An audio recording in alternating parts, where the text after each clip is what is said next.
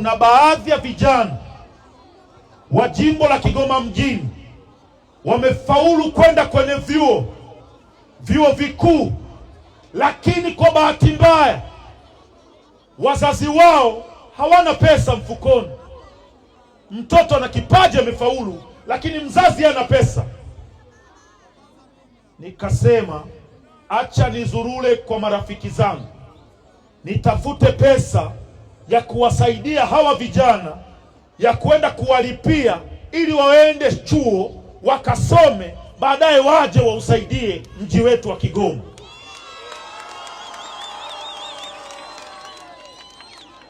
Na hii sitopepesa maneno.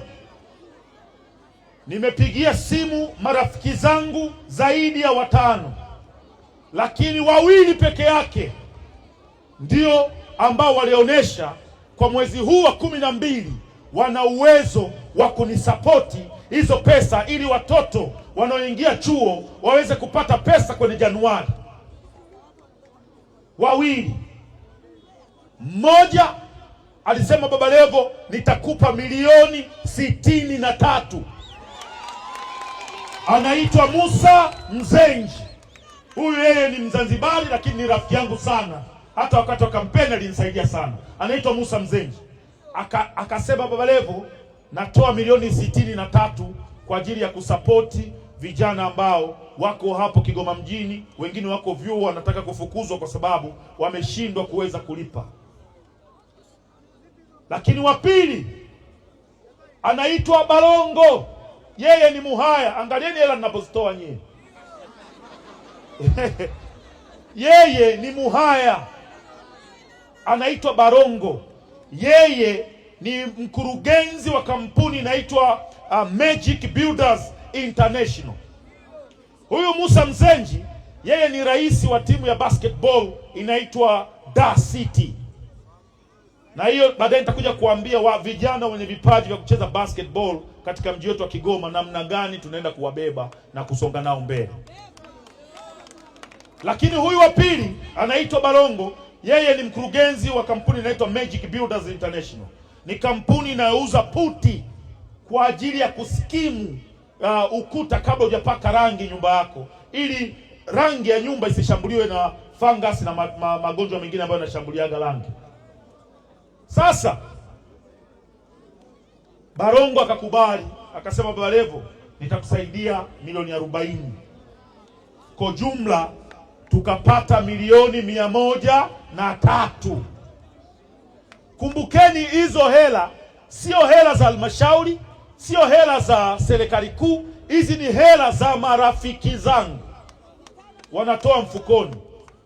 Musa Mzenji tayari ameshaweka pesa kwenye akaunti ya halmashauri, hiyo milioni 63 ambayo tunaweza tukaanza nayo. Lakini ndugu yangu Barongo yuko Nairobi, ameniambia, Baba Levo, nikikanyaga tu Dar es Salaam tutafanya process ya kuweza kuingiza hizo pesa ili kuendelea kulipa.